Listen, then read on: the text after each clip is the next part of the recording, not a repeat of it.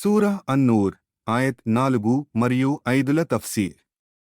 మరియు ఎవరైనా శీలవతులైన స్త్రీలపై అపనింద మోపిన తరువాత 4 సాక్షులను తీసుకుని రాలేరో వారికి 80 కొరడా దెబ్బలు కొట్టండి మరియు వారి సాక్ష్యాన్ని ఎన్నటికీ స్వీకరించకండి.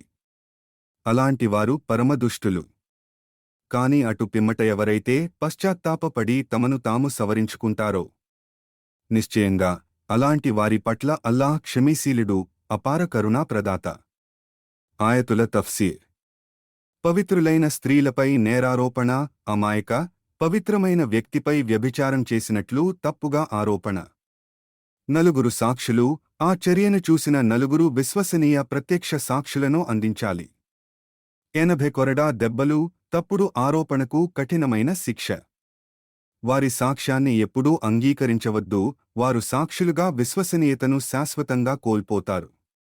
ధిక్కారంగా అవిధేయులు, వారిని ఫాసిక్, అవినీతిపరులు, పాపులు అని ముద్ర వేస్తారు.